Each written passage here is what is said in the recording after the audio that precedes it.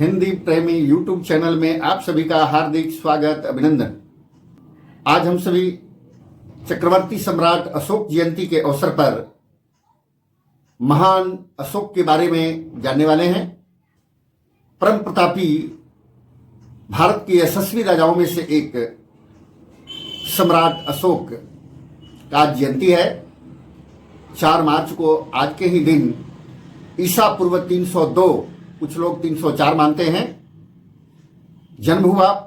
बिहार की राजधानी पाटलिपुत्रा, जिसे आज पटना के नाम से जानते हैं, और पिता बिंदुसार, माता सुभद्राणी, जिन्हें रानी धर्मा भी कहा जाता था, और इनका राज तिलक 268 ईस्वी पूर्व हुआ और इनका देहावसान 232 ईसा पूर्व हुआ।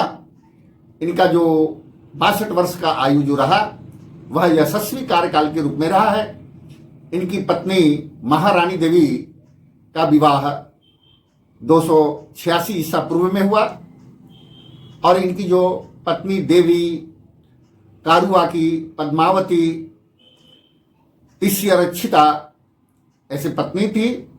और जो बच्चे थे महेंद्र, संघमित्रा, कुणाल, चारुमती, तिवाला, जुल्का ऐसे बच्चे थे।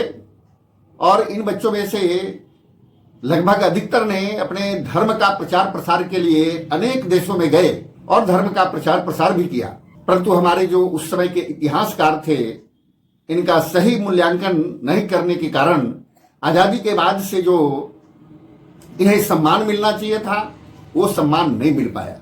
इनका उपयोग तो हम राज चिन्ह जो अशोक चक्र के रूप में आज हम अपने झंडा में भी करते हैं, इनका जो राज चिन्ह था चतुर्मुखी शेर का, उसका उपयोग करते हैं। सत्यमेव जयते का उपयोग तो करते हैं, परंतु इनके नाम पर आज तक सरकारी स्तर पर न तो छुट्टी घोषित की गई न जयंती मनाई जाती है। सामाजिक संगठनों ने भी इन्हें लगभग भुला दिया। यह कहीं न कहीं कमी हमारे उस समय के आजादी के पश्चात जो भारतीय इतिहास का जो लेखन हुआ है, कहीं न कहीं उनका चूक है। आइए उनके बारे में हम सभी जानते हैं। संसार भर के इतिहासकार अशोक के नाम के पहले महान शब्द लगा करके उनको आदर्श सूचक शब्दों से महान सम्राट अशोक लिखा करते हैं, लिखते आए हैं। महान सम्राट अशोक के राज चिन्ह अशोक चक्र आज भारतीय सेना का सर्वोच्च जो सम्मान होता है वह अशोक चक्र जो दिया जाता है इन्हीं के नाम पर है। और जिस सम्राट के पहले या बाद में ऐसा कोई भी राजा नहीं हुए जिन्होंने अखंड भारत का बागडोर अपने हाथ में लिया हो। आज का जो नेपाल है, बांग्लादेश, पाकिस्तान, अफगानिस्तान, ये सभी भारत के हिस्सा हुआ करते थे और उनका एक छत्र राज्य के रूप में इन्होंने धर्मानुकूल किया है। इनके जो यशस्वी कार्यकाल है, 23 विश्वविद्यालय, जिसमें नालंदा, तक्षशिला, विक्रमशिला, कंधार आदि ऐसे 23 विश्वविद्यालय इन्होंने स्थापना कराया था, जिसमें विदेश से भी छात्र उच्च शिक्षा का ग्रहण करने के लिए आया करते थे और यहां से उच्च शिक्षा ग्रहण कर करके अपने देश जाते थे।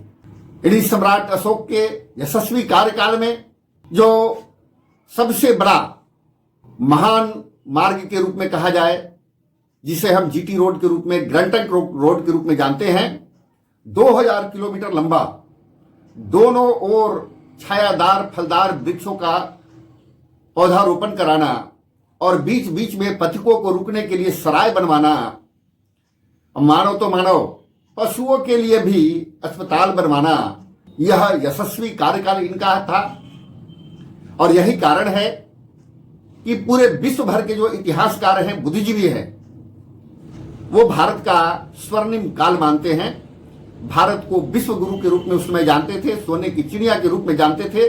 जनता खुशहाल थी, जो बिना भेदभाव का सभी रहा करते थे। और इस तरह से महान अशोक की जयंती के अवसर पर हम सभी आज संकल्प लें कि इनके जो अधूरे कार्य है उसको पूरा करने के लिए, पुनः भारत को अखंड करने के लिए हमारी जो युवा पीढ़ी है आज के दिन संकल्प लें कि इनके अधूरे कार्य को पूरा करने के लिए हम कमर कस करके आगे आएंगे और इनके जयंती पर अनेक कार्यक्रमों के माध्यम से युवाओं के इनके बारे में जानाएं, बताएं। यह आवश्यक है कि इनके कर्तृत्व को जनमानस तक पहुंचाना, क्योंकि हमारे जो उस समय के तथाकथित इतिहासकार थे, बहुत संक्षेप में इन्हें हमें पढ़ने का अवसर दिया है। तो हमें लगता है कि आज के इस अवसर पर चक्रवर्ती सम्राट अशोक की जयंती मनाने के साथ ही इनका जो पूरा नाम था देवानंद प्रिय अशोक मौर्य,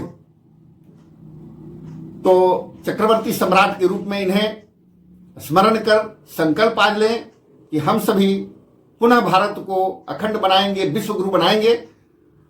तो आज का यह जयंती मनाना सार्थक होगा। इतना ही करके हिंदी प्रेमी चैनल की तरफ से आप सभी को पुनः शुभकामना के साथ अपनी वाणी को विराम देता हूं। बहुत बहुत धन्यवाद, आभार।